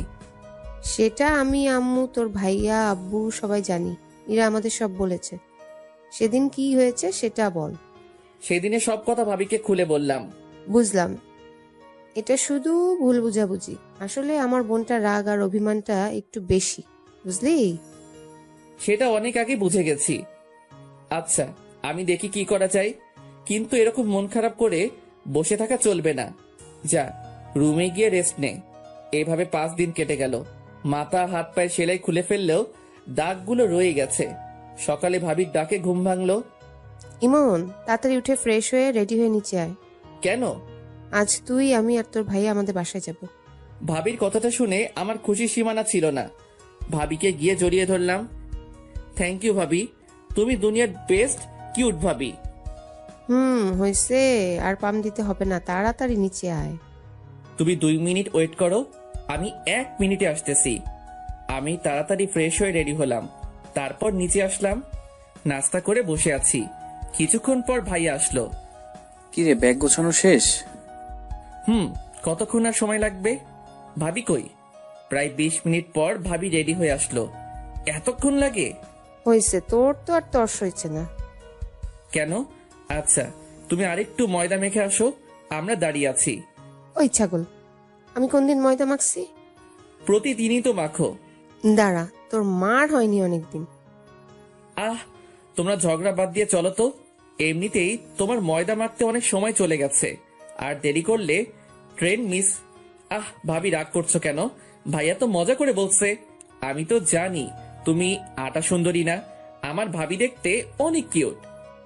ঠিক আছে, তুই বলছিস বলে যাচ্ছি, না হলে ওর আজ খবর করে দিতাম। ভাবির কথা শুনে ভাইয়ার মুখটা একদম চুপসে গেল। এবার চলো, না হলে দেরি হয়ে যাবে। চল। তারপর একটা অটো নিয়ে স্টেশনে গেলাম। কিছুক্ষণ পর ট্রেন আসলো। আমার তো আর তর্স হইছে না, কখন যে পৌঁছাবো কে জানে। আমার ব্যাপারটা হয়তো ভাবি বুঝতে পারছে, তাই বারবার আমার দিকে তাকিয়ে মুচকি মুচকি হাসছে। কি হলো, হাসছো কেন? না এমনি, তবে একটা কথা বলি দেই, আর 1 ঘন্টা লাগবে যেতে, তাই বারবার টাইম দেখা বন্ধ কর। কি 1 ঘন্টা? কেন, তুই কি 2 ঘন্টা শুনতে চাচ্ছিলি? আরে না, আমি তো ভাবছিলাম আধা ঘন্টা। আর বাবা রে বাবা, কি প্রেম পাগল দেবর আমার। দূর, তোমাদের যত সব আলতু ফালতু কথা। থাকবই না আর এখানে। কথাটা বলার পর সিট থেকে উঠে ট্রেনের দরজার কাছে এসে দাঁড়িয়ে রইলাম। ইরা আর আমার কেটে যাওয়া দিনগুলোর কথা ভাবতে লাগলাম। এসব কথা ভাবতে ভাবতে হঠাৎ কাঁধে কার যেন হাত পড়ল। পিছনে তাকিয়ে দেখি ভাইয়া। আর কতক্ষণ দাঁড়িয়ে থাকবি? আমরা তো প্রায় এসে পড়ছি। তাড়াতাড়ি চল। চলো। কিছুক্ষণ পর স্টেশনে আসলো। স্টেশন থেকে বেরিয়ে 2টা রিক্সা নেওয়া হলো। একটাতে ভাবি আর ভাইয়া, আরেকটাতে আমি। প্রায় 10 মিনিট পর একটা বাসার সামনে রিক্সা দাঁড়িয়ে গেল। হয়তো এটাই ভাবিদের বাসা। ভাইয়া আর ভাবি নেমে গেল, তাই আমিও নেমে গেলাম। ভাইয়া রিক্সার ভাড়া দিয়ে। ভাবিদের বাসাটা বেশ সুন্দর। ভাবিদের বাসার দরজার কলিং বেল চাপতেই একটা মহিলা দরজা খুলে দিল, আর ভাবি তাকে জড়িয়ে ধরলো। হয়তো এটা ভাবির মা আর আমার হবু শাশুড়ি। ভাইয়া ওনাকে সালাম দিলেন, সাথে আমিও। তারপর সবাই ভিতরে গেলাম। ইরা, ইরা, দেখ কারা এসেছে। একটু পর ইরা নেমে আসলো। চোখের নিচে কালো দাগ, মুখ চোখ শুকিয়ে গেছে, হয়তো সারা রাত ঘুমায় না। কেমন আছেন দুলা ভাই? ভালো আছি, তুই কেমন আছিস আপু? আমি তো ভালো আছি, কিন্তু তুই হয়তো ভালো নেই। চেহারার কি অবস্থা করেছিস বলতো? ঠিকই বলেছিস, তোদের ওখান থেকে আসার পর সারাদিন মনমরা হয়ে বসে থাকে, কারোর সাথে কথা বলে না, খেতে ডাকলে বলে খেতে ইচ্ছে করে না। আমি কি করব বল, ওকে নিয়ে খুব দুশ্চিন্তায় আছি। আচ্ছা ঠিক আছে, তুমি টেনশন নিও না, এখন আমি এসে গেছি না, সব ঠিক করে দিব। ইরা, ইমনকে দোতলা রুমটা দেখিয়ে দে। এতক্ষণ পর ইরার চোখ আমার উপর পড়লো, কিছুক্ষণ আমার দিকে তাকিয়ে রইল, তারপর আবার মাথা নিচু করলো, তারপর সামনের দিকে হাঁটতে লাগলো। আমি ওর পিছন পিছন হাঁটতে লাগলাম। কিছুক্ষণ পর একটা রুমের সামনে গিয়ে দাঁড়ালো। এটা আপনার রুম? ইরার মুখে আপনি কথাটা শুনে অনেক খারাপ লাগলো। আচ্ছা। ইরা পাশের রুমে ঢুকে গেল, হয়তো ওটা ওর রুম। ফ্রেশ হয়ে শুয়ে রেস্ট নিতে লাগলাম। কিছুক্ষণ পর ভাবি এসে খাওয়ার জন্য ডাকলো। গিয়ে দেখি রাজকীয় খাওয়া দাওয়ার ব্যবস্থা করা হয়েছে। আমরা আসার সময় কিছুক্ষণ থাকলেও এখন বাসায় অনেক লোক। আমি গিয়ে ভাইয়ার পাশে বসলাম। দুজনকে মরার মতো খাওয়ানো হলো। ভাইয়া ওদের জামাই, ভাইয়াকে খাওয়া, কিন্তু আমাকে এত খাওয়ানোর কি দরকার ছিল? কোনো মতে রুমে এসে শুয়ে পড়লাম। আহ কি ব্যথা, পেটটা মনে হয় ফেটে যাবে। সবাই জোর করে ভালোই খাইয়েছে, ভাইয়ার যে কি অবস্থা হচ্ছে কে জানে। আহ ব্যথা। হঠাৎ কে যেন রুমে ঢুকলো, তাকিয়ে দেখি একটা মেয়ে। ভাইয়া আসতে পারি? আসো। এই নিন। হাতে একটা 7 আপের বোতল ধরিয়ে দিয়ে। যাক, মেয়েটা মনের কষ্ট বুঝছে। তোমাকে তো ঠিক চিনলাম না। আমার নাম সিন্থি, আমি আপনার ভাবির চাচাতো বোন। ও আচ্ছা। ভাইয়া একটা কথা বলবো? বলো। আপনার কপালে আর হাতে এই দাগ কিসের? আমি কিছুদিন আগে অ্যাক্সিডেন্ট করেছিলাম, এগুলো তারই ভালোবাসা। আচ্ছা ভাইয়া, আমি এখন আসি, আপনি রেস্ট নিন। সিন্থি চলে গেল। আমি বেশ বুঝতে পারছি ওকে ইরাই পাঠিয়েছে আমার কি হয়েছিল শোনার জন্য। আমি মনে মনে হেসে উঠলাম। খুব ক্লান্ত লাগছিল, তাই ঘুমিয়ে পড়লাম।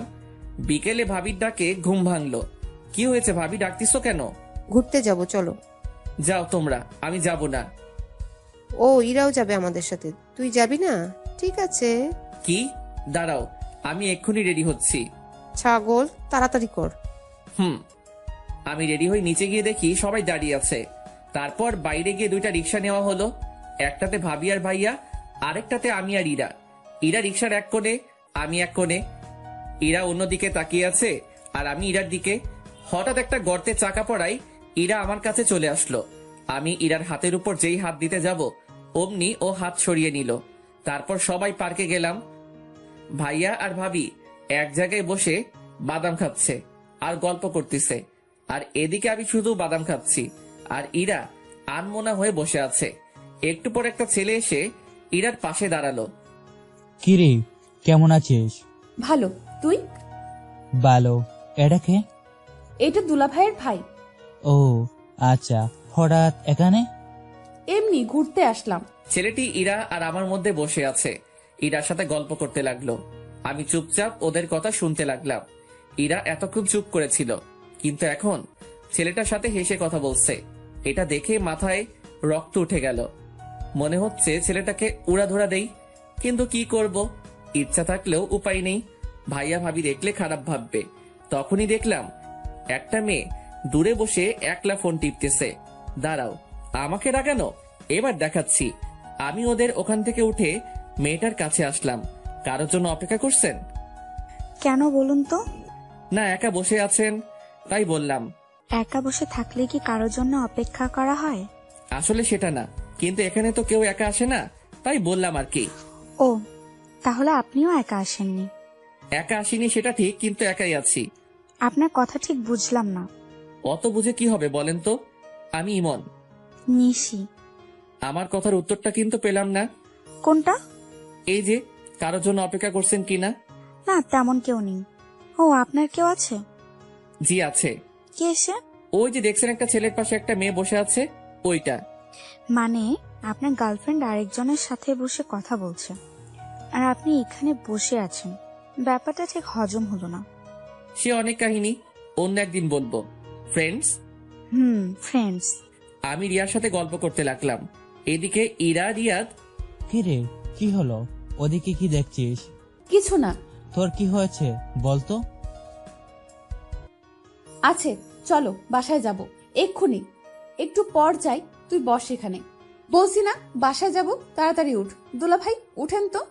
আচ্ছা, ইরা যখন বলছে চলো, চলে যাই, কিন্তু ইমন কই? কথা বলা শেষ হলে চলুন বাসায় যাব। আচ্ছা চলো। আমি নিশিকে বলে চলে আসলাম। আসার সময় অবশ্য ওর নাম্বারটা নিয়ে এসেছি। বাসায় আসলাম। আসার সময় অবশ্য ইরার মুখটা দেখার মতো ছিল। মাঝে মাঝে আমার দিকে রাগি লুকে তাকাচ্ছিল। মনে হচ্ছে চোখ দুটো দিয়ে খেয়ে ফেলবে।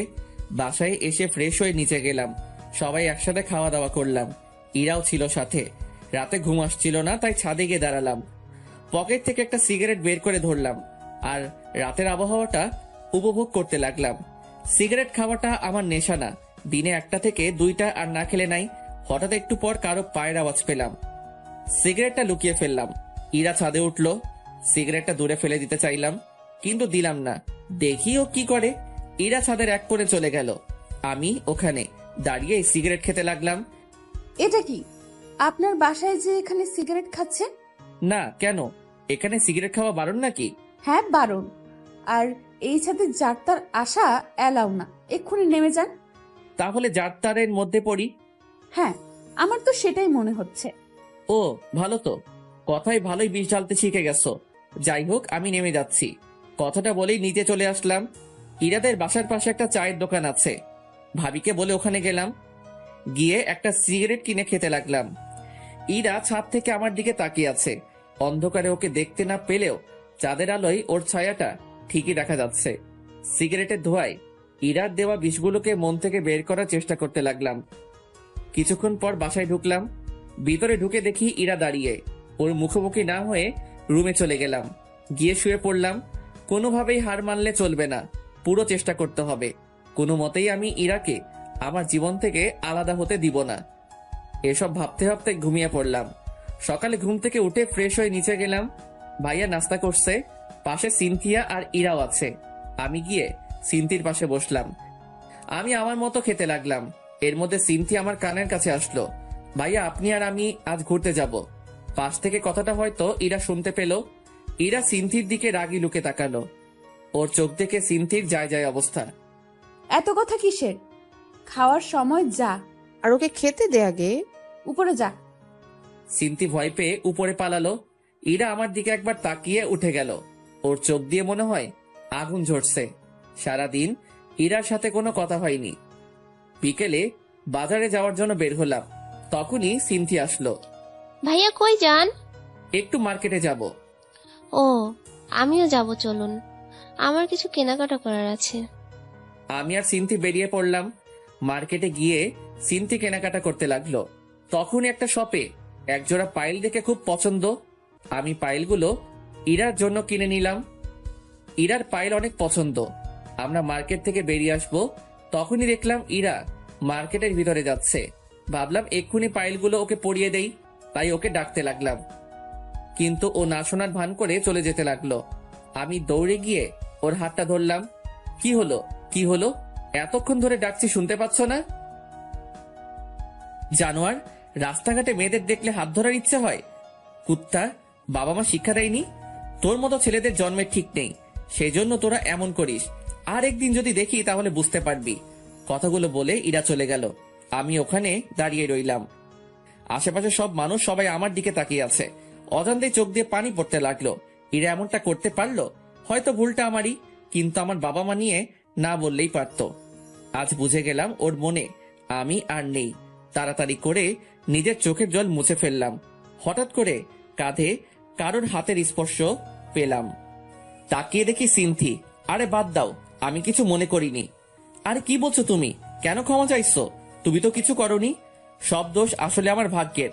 আসলে কি জানো, মানুষ যখন কাছে কিছু পায় তার মর্যাদা দিতে পারে না, আর যখন সেটা চলে যায় তখন সেটা তার কাছে অনেকটা দামি হয়ে যায়।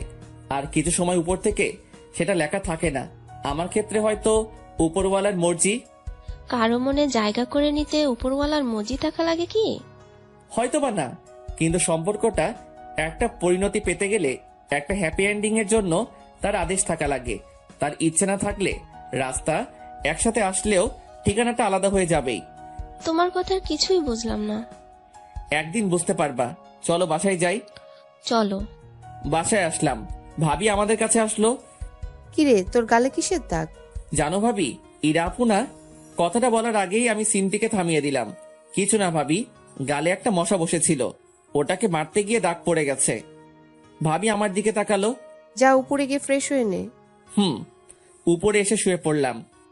কি এমন ভুল করেছিলাম যে ইরা আমার সাথে এমনটা করলো? ভেবেছিলাম ওর অভিমানের জন্য হয়তো এমনটা করছে, কিন্তু এখন বুঝতে পারছি ইরা আর আমাকে ওর জীবনে চায় না। তাহলে ওর ইচ্ছেটাই থাক। নীরবে কেঁদে চলেছি। কেন জানি না নিজেকে খুব একা লাগছে। মনে হচ্ছে জীবন থেকে কিছু একটা চিরদিনের মতো হারিয়ে গেল। শত চেষ্টায় তাকে আটকে রাখতে পারলাম না। চারদিকটা কেমন যেন অন্ধকার হয়ে আসছে। চোখের পাতাগুলো জলে ভিজে গেছে। ভালোবাসা আমার সাথী না হলেও কষ্টগুলো আজ আমার সাথে ঠিকই আছে। ভালোবাসার সবচেয়ে বড় পাওনাটা হয়তো পেয়ে গেলাম। নিজেকে শেষ করে দেওয়ার ইচ্ছে করছে, কিন্তু সেটা করলে আম্মু আব্বু ভাইয়া ভাবিকে ধোকা দেওয়া হবে। তাই এই যন্ত্রণা নিয়েই সারা জীবন হয়তো কাটিয়ে দিতে হবে। সারা রাত কেঁদেই গেলাম। বাইরে খেয়ে এসেছি বলাই ভাবি আর ডাকেনি। জ্যোৎস্না রাতে জানালার পাশে বসে আছি। চাঁদের আলোয় কেমন যেন একটা মায়া আছে। আজ বুঝলাম কেন জ্যোৎস্না রাতের চাঁদ সবার পছন্দ। রাতের একলা সময় পুরনো কথাগুলো মনে করিয়ে দেয়, তা ভালো হোক বা খারাপ। রাতের আকাশ কখনো কাউকে একা রাখে না, সাথে রেখে দেয় কিছু কষ্টদায়ক পুরনো স্মৃতি। সারা রাত ঘুমাতে পারলাম না। সকালে ফ্রেশ হয়ে নিচে গেলাম। চোখের নিচে কালো দাগ পড়ে গেছে। মাথাটা কেমন যেন ঝিমঝিম করছে। ভাবির সাথে কথা বলে বাইরে চলে আসলাম। বাইরে এসে চায়ের দোকানের দিকে যেতে লাগলাম। হঠাৎ কি যে মনে হলো, পিছনে তাকিয়ে দেখি ইরা আসছে। আমি কিছু না বলে এক দোকান থেকে এক প্যাকেট সিগারেট কিনে একটা সিগারেট ধরিয়ে পার্কের দিকে গেলাম। একটু পর ইরা ওর কিছু বান্ধবীর সাথে পার্কে এলো। আমি ওকে দেখে মাথা নিচু করে রইলাম আর নীরবে সিগারেট খেতে লাগলাম। হঠাৎ করে চোখ দিয়ে জল পড়তে লাগলো। তাড়াতাড়ি জল মুছে বড় একটা নিঃশ্বাস নিলাম। তারপর আরেকটা সিগারেট ধরলাম। এদিকে ইরা ইমনকে সিগারেট কেনা দেখে ওর পিছনে পিছনে আসে, সাথে কিছু ফ্রেন্ডকেও নিয়ে আসে যাতে ইমন বুঝতে না পারে। ইরা ইমনের দিকে এক দৃষ্টিতে তাকিয়ে আছে। কালকের ঘটনার জন্য ইরাও সারা রাত ঘুমাতে পারেনি। সারা রাত ইমনের জন্য কেঁদেছে। কাল কেন যে ওর সাথে এমন ব্যবহার করলাম, আজ আমার জন্য এত কষ্ট পাচ্ছে। সব আমার জন্য। কোন মুখে ওর কাছে যাব আমি? মনে মনে ইরা। এসব কথা ভাবতে ভাবতে ইরা কেঁদেই ফেললো। কি রে, কাঁদছিস কেন? ইরা কেঁদেই চলেছে। আরে বলবি তো? ইরা আর ওই জায়গায় না থেকে বাসায় চলে আসে। বাসায় এসে দরজা বন্ধ করে কাঁদতে থাকে।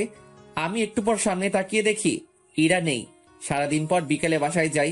ভাবি অনেকবার ফোন দিয়েছে কিন্তু ফোন ধরিনি। বিকেলের দিকে বাসায় গিয়ে দেখি ভাবি বসে আছে।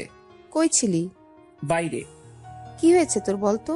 কাল বাজার থেকে আসার পর থেকে কেমন যেন হয়ে গেছিস। কিছু হয়নি। তাই উপরে যা, তোর সাথে আমি একটু পরে কথা বলছি। আমি রুমে এসে শুয়ে পড়লাম। মাথাটা খুব ব্যথা করছে। একটু পর ভাবি আসলো। তুই সিগারেট খাস? আর যেন কোনোদিন সিগারেট খাওয়া না দেখি। তারপর ভাবি আমার কাছে আসলো, আমার মাথায় হাত বুলিয়ে দিতে লাগলো। ইরা কি বলেছে তোকে? কিছু বলেনি। তুই বলবি না আমি জানি। ভাবি সিনথিকে ডাক দিল। একটু পর সিনথি রুমে আসলো। কাল মার্কেটে কি হয়েছিল? কই কিছু হয়নি তো আপু। আরেকবার মিথ্যা কথা বললে থাপ্পড় মেরে গাল ফাটিয়ে দিব, বজ্জাত মেয়ে। ভাবির ধমকে সিনথি কেঁদে দেয়। কান্না করা বন্ধ করো। ভাবির ধমকে সিনথি চুপ হয়ে যায়, কিন্তু চোখ দিয়ে জল পড়েই যাচ্ছে। এখন বল কাল কি হয়েছিল? একটাও যদি মিথ্যা কথা বলেছিস তাহলে আজ তোর একদিন কি আমার একদিন। সিনথি সব কথা ভাবিকে বলে দেয়। ভাবি রেগে আগুন হয়ে যায়। আমার হাত ধরে ইরার রুমে নিয়ে যেতে লাগলো। ভাবি আমার কথাটা শুনো, ইরার কোনো দোষ নেই, আমি ওর হাত ধরেছিলাম। তাতে কি হয়েছে? এর আগে মনে হয় তুই ওর হাত ধরিসনি, আর হাত ধরেছিস বলে তোকে মারবে, বাবা মা তুলে গাল দিবে। ভাবি আমার কথাটা শুনো একবার। একদম চুপ করে থাকবি। ভাবির এমন রূপ কোনোদিনও দেখিনি। ভাবি রেগে একদম আগুন হয়ে আছে। ভাবি আমাকে ইরার রুমে নিয়ে গেল। ইরা জানালার পাশে দাঁড়িয়ে আছে। তুই কাল ইমনকে কেন মেরেছিস? ও কোন সাহসে আমার হাত ধরেছিল? আপু আমার কথাটা শোন। চুপ। তোকে নিজের বোন বলতে ঘৃণা করছে। তুই জানিস ইমন তোকে কতটা ভালোবাসে? তাও তুই ওকে অপমান করলি, ওর বাবা মা নিয়ে গালি দিলি। ওর বাবা মা এখন আমারও বাবা মা। তুই এতটা নীচ হয়ে গেছিস জানতাম না তো। ইরা নীরবে কান্না করে যাচ্ছে। আজ থেকে তোর সাথে আমার কোনো সম্পর্ক নেই, আমারই ভুল। আমি কেন ইমনকে এখানে আনতে গেলাম, কালকেই আমরা এখান থেকে চলে যাব। তারপর আর কোনো দিনও এই বাসায় আসবো না। ইরা কোনো কথা বলছে না, শুধু কান্না করছে। ইমন ভাই, আমাকে মাফ করে দে। আমার বোন এমনটা করবে আমি ভাবতেও পারিনি। আমি ওর হয়ে তোর কাছে মাফ চাইছি। কি করছো ভাবি? তুমি আমার বড়, তোমার মাফ চাওয়া মানায় না। ভাবি ওখান থেকে চলে গেল। আমি ইরার দিকে একবার তাকালাম। ইরা আমার দিকে তাকিয়ে আছে, চোখ দিয়ে জল পড়ছে, যেন কিছু বলতে চাইছে। ওর মুখটা খুব মায়াবী লাগছে, কিন্তু এই মায়ায় আর জড়িয়ে লাভ নেই। আমার রুমে চলে আসলাম। একটু পর ভাবি এসে আমার কাপড় গুছিয়ে দিতে লাগলো। ভাবি, ও তো তোমার নিজের বোন, তুমি কি ওর সাথে কথা না বলে থাকতে পারবা? এরকম বোনের দরকার নেই যে মানুষকে মানুষ মনে করে না। কিন্তু ভাবি। চুপ, একটা কথাও বলবি না। সব কাপড় চোপড় গুছিয়ে দিয়েছি, কাল সকালে তাড়াতাড়ি বের হতে হবে। ঘুমিয়ে পড়। কথাটা বলেই ভাবি বেরিয়ে গেল। রাতে ঘুম আসছে না, জানালার কাছে গিয়ে দাঁড়িয়ে রইলাম। বাইরে হালকা বাতাস বইছে, পরিবেশটা মনোরম মনে হচ্ছে। হঠাৎ করেই ইরার জন্য কেনা পায়েল দুটোর কথা মনে পড়লো। ব্যাগ থেকে পায়েলগুলো বের করে নাড়াচাড়া করতে লাগলাম। ইরার জন্য বসে বসে একটা চিঠি লিখলাম। পায়েল আর চিঠিটা নিয়ে ইরা রুমে গেলাম। দরজা খোলা আছে, ভিতরে গিয়ে দেখি ইরা ঘুমিয়ে আছে। ওর পায়ের কাছে গিয়ে পায়েল দুটো পরিয়ে দিলাম। চিঠিটা পায়েলের সাথে আটকে দিলাম। কিছুক্ষণ ওর খাটের পাশে বসে ওকে দেখতে থাকলাম। ওকে দেখে মন ভরছেই না। অনেকক্ষণ বসে থাকার পর ওর কপালে একটা মায়া এঁকে দিয়ে নিজের রুমে চলে আসলাম। সারা রাত ওর সাথে কাটানো কথাগুলো ভাবতে লাগলাম। কিভাবে যে রাত পেরিয়ে গেল বুঝতেই পারলাম না। সকালে এসে ভাবি ডাকলো। ঘুমের ভান করেছিলাম। ভাবি ডাক দেওয়ার একটু পর উঠে ফ্রেশ হয়ে ব্যাগ নিয়ে নিচে গেলাম। যাওয়ার আগে ইরার রুমে গেলাম। ইরা এখনো ঘুমিয়ে আছে। ইরার পাশে গিয়ে বসলাম। মন ভরে ওকে দেখতে লাগলাম। ওর চুলগুলোর জন্য মুখটা ভালো করে দেখতে পাচ্ছিলাম না। চুলগুলো আলতো করে সরিয়ে দিলাম। তারপর ওর কপালে একটা ভালোবাসার পরশ এঁকে দিলাম। তখন ইরা নড়ে উঠল। পায়ের মধ্যে পায়েলের সাথে চিঠিটা দেখলাম। বুক বড় নিঃশ্বাস নিয়ে চলে আসলাম। নাস্তা করে বেরিয়ে পড়লাম। এদিকে ইরা ঘুম থেকে উঠে দেখে পায়ে পায়েল, আর পায়েলের ভিতরে একটা চিঠি। ইরা চিঠিটা খুলে পড়তে লাগলো। ইরা, কি বলবো ভেবে পাচ্ছি না। আজ মনটা কেমন যেন করছে, খুব একা একা লাগছে। তোমার থেকে দূরে চলে যেতে হবে কোনো দিনই ভাবিনি। সবটাই আমার ভুল। আমি হয়তো তোমার যোগ্য নই, তাই হয়তো এমনটাই হলো। সেই দিন তোমার কথাগুলো কথা না, বিষ ছিল, যেগুলো আমার মনটাকে ক্ষত বিক্ষত করে দিয়েছে। তোমাকে ভালোবাসার আমার কাছে কোনো কারণই ছিল না, আর ভুলে যাওয়ারও কোনো কারণই নেই। তাই তোমাকে কোনো দিনও ভুলতে পারবো না। কিন্তু তুমি আমার থেকে ভালো কাউকে পেলে হয়তো আমাকে ভুলে যাবে। আর আমাকে দেখে যেন পুরনো কথা না মনে পড়ে, তাই আমি তোমার সামনে আর কোনো দিনও আসবো না আমার ভালোবাসা নিয়ে। আসবো না সেটা নিয়ে, চিন্তা করো না। পায়েলগুলো দেওয়ার জন্যই সেই দিন তোমার হাতটা ধরেছিলাম, আর সেই দিনই বুঝতে পেরেছিলাম তোমার হাত ধরার ক্ষমতা আমার কোনো দিনই হবে না। পায়েলগুলো তোমার জন্যই কিনেছিলাম, তাই রেখে দিলে খুশি হব। ভেবে নিও এটা তোমার কাছে আমার শেষ চাওয়া। ভালো থেকো। আর আমার জন্য তোমার আর ভাবির সম্পর্কটা খারাপ হলো, তার জন্য আমি অনেক দুঃখিত। আশা করি আমার থেকে ভালো কাউকে নিজের জীবনে পাবে, যে আমার মতন জানোয়ার হবে না। ইতি ইমন। ইরা চিঠিটা নিয়ে বুকে জড়িয়ে কাঁদতে লাগলো। জীবনের সবচেয়ে বেশি যাকে ভালোবাসতাম সে আজকে দূরে চলে গেল। কি করে বাঁচবো আমি? আমার আর বেঁচে থাকার অধিকার নেই। কেন বাঁচবো আমি, আর কার জন্যই বা বাঁচবো? আমি, ভাবি আর ভাইয়া স্টেশনে বসে আছি। 30 মিনিট ধরে ট্রেন আসতে দেরি হচ্ছে। একটু পর ভাবির ফোনে একটা কল আসে। কিছুক্ষণ কথা বলার পর ভাবি চিৎকার দিয়ে ওঠে, ইমন ইরানা সুইসাইড করার চেষ্টা করছে। কি বলছো? ইরা কোথায় এখন? আম্মু ওকে হাসপাতালে নিয়ে গেছে। তাড়াতাড়ি চলো। আমরা সবাই হাসপাতালে গেলাম। অজান্তেই চোখ দিয়ে জল বেয়ে পড়তে লাগলো। ভাবি আমার কাছে আসলো। কাঁদিস না ভাই আমার। ভাবি, পাগলিটার কিছু হয়ে গেলে আমি যে বাঁচতে পারবো না। আমি তো ওর ভালো থাকার জন্য ওর থেকে দূরে যেতে চেয়েছিলাম, কিন্তু ও যে এমনটা করবে। ভাবি, ওর কিছু হবে না তো? আমি ওর কাছে যাব ভাবি। একটু পর ডাক্তার চেক আপ করছে, তুই চুপটি করে বস, আমি আসতেছি। ভাবির কথা শুনে কিছুটা হলেও স্বস্তি পেলাম। কিছুক্ষণ পর ডাক্তার বের হলেন। সবাই দেখা করতে গেল। ভাবি আমাকে আগে যেতে বলল, কিন্তু আমি সবার পরে গেলাম। ইরা শুয়ে আছে। আমি রুমে ঢুকতেই আমার দিকে তাকিয়ে মুখ ঘুরিয়ে নিল। আমি ওর পাশে গিয়ে বসলাম। হাতে ব্যান্ডেজ করা, দুজনেই চুপচাপ। ইরা অন্যদিকে মুখ ঘুরিয়ে আছে। আমি ওর হাতের উপর হাত রাখলাম। ইরা চুপচাপ। দুজনের মুখে কোনো কথা নেই। কি বলবো ভেবে পাচ্ছি না। না, ওকে একটু রাগিয়ে দেখি। আমি কি চলে যাব? আসতে কি বলছে? কেউ বলেনি। নির্লজ্জ এর মতো চলে আসছি। এখন ফিরে যাই। যা, চলে যা, লাগবে না তোকে। আরে চিল্লাচ্ছ কেন? যাচ্ছি তো। উঠতে যাব, তখন দেখছি ইরা ফুপিয়ে ফুপিয়ে কান্না করছে। মুখটা কি এদিকে ঘুরানো যাবে? না, যাবে না, চলে যা তুই, কারো দরকার নেই আমার। সত্যি তো? কি হলো? ইরা আমার দিকে ঘুরলো, আমার চোখের দিকে তাকিয়ে আমাকে জড়িয়ে ধরলো। আমার বুকে মুখ গুজে কান্না করতে লাগলো।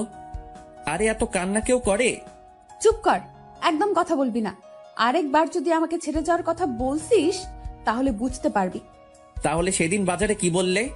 আসলে সেদিন তোমাকে সিনথির সাথে দেখে মাথা খারাপ হয়ে গিয়েছিল, তাই আবল তাবল বলে ফেলেছি। আমাকে মাফ করে দিও। তুমি যদি মাফ না করো তাহলে আমি আবার কিছু করে ফেলবো। আরে পাগলি, আমি কি তোমার উপর রাগ করে থাকতে পারি? অবশ্য আবার হাত কাটলে ভালোই হবে। কেন? তাতে তোমার ওজনটা যদি একটু। যে মোটু তুমি। কি আমি মোটু? বলেই বুকে কামড়ে ধরলো। আরে আরে লাগছে তো, ছাড়ো। ছেড়ে দিল। এভাবে কেউ কামড় দেয়? ওসব বাদ দাও, এখন একটা কিস দাও তো। কি কিস? এখন না, বিয়ের পর। দিবা কিনা বলো। কেউ এসে পড়বে। তোর গুষ্টি কিলাই। বলেই ইরা আমাকে টান দিল। আমি ইরার উপর পড়ে গেলাম। ইরা ঠোঁটের সাথে ঠোঁট লাগিয়ে দিল। 3 মিনিট পরে ছেড়ে দিল। দুজনে হাঁপাতে লাগলাম। ইরা আবার ঠোঁটের সাথে ঠোঁট লাগিয়ে দিল। এভাবে 3 বার কিস করলো। শেষমেশ ওকে ধাক্কা দিয়ে নিজের থেকে ছাড়িয়ে নিলাম। ইরা মুচকি মুচকি হাসতে লাগলো। আমি হাঁপাচ্ছি। এমন বারবার কেউ কিস করে? আমি করি। এখনই দম বন্ধ হয়ে যেত। হইছে, ঢং বাদ দাও। আমি ইরার পাশে বসলাম। বিকেলের দিকে ইরাকে বাসায় আনা হলো। গাড়ি থেকে নামার সময় ইরা ডাক দিল, কি বলছো ভাইয়া? ভাবি আছে তো? নিয়ে যাবে কিনা বল। ভাবি তখন আমার কাছে আসলো। দেখো না আপু, আমার মাথাটা ঘোরাচ্ছে, কেমন কেমন যেন লাগছে। ওকে বলছি কোলে করে নিয়ে যেতে, কিন্তু কিছুতেই নিয়ে যাচ্ছে না। একটা মেয়ে অসুস্থ, ওকে সাহায্য করা বাদ দিয়ে কি বলছিস? চা, উপরে নিয়ে চা। কথাটা বলে ভাবি হাসতে হাসতে চলে গেল। আমি ইরাকে কোলে তুলে নিলাম। ইরা আমার গলা জড়িয়ে ধরলো। ইরাকে ওর বেডে শুইয়ে দিলাম। আমার পাশে শুয়ে পড়ো। না না, সবাই কি ভাববে? বলছি না শুয়ে পড়ো। ইরা জোর করে ওর পাশে শোয়ালো। আমার বুকে মাথা গুজে চুপ করে রইল। কিছুক্ষণ পর, ইমন, একটা কিস করি। না করি না। এখন না, এখন ঘুমাও। তাহলে মাথায় হাত বুলিয়ে দাও। আমি ইরার মাথায় হাত বুলিয়ে দিতে লাগলাম। কিছুক্ষণ পর ইরা ঘুমিয়ে পড়ল। রাতে ইরাকে খাইয়ে দিলাম। রাতেও ইরা ওর পাশে জোর করে শোয়ালো। ভাবিকে বললাম। ভাবি বলল, ইরা অসুস্থ, ওকে একা রাখা ঠিক হবে না। ভাইয়াও ভাবি সাথ নিল। মাঝরাতে, ইমন শুনছো? কি হলো? ছাদে যাব, চলো। রাত 1টা বাজে। এখন ছাদে গিয়ে কি করবা? চাঁদ দেখবো, চলো না। কাল গেলে হয় না? না হয় না, চলো এক্ষুনি। চলো। আরে আরে, আমি হাঁটতে পারবো না, কোলে নিয়ে যাও। ইরাকে কোলে করে ছাদে নিয়ে গেলাম। দুজনে দোলনায় বসলাম। ইরা আমার কাঁধে মাথা রাখলো। মুহূর্তটা চাওয়ার কিছু ছিল না। মনে হয় সময়টা এখানে থেমে যাক। আমাদের এই মুহূর্তে। ইমন, আবার কি হলো? আর ছেড়ে যাবে না তো? যতদিন পর্যন্ত উপরে যে আছে তার ডাক না পড়ছে, ততদিন পর্যন্ত আমি তোমার পাশে আছি। একটা কথা বলবো। বলো। একটা কিস দিবা? আবার দিবা না? যাও, তোমার সাথে কথা নাই। আরে বলছি দিব না। তাহলে দাও। ইরার কপালে একটা মায়া এঁকে দিলাম। এরকম করে কেউ কিস দেয়? তাহলে কেমন করে দেয়? তারাও দেখাচ্ছি।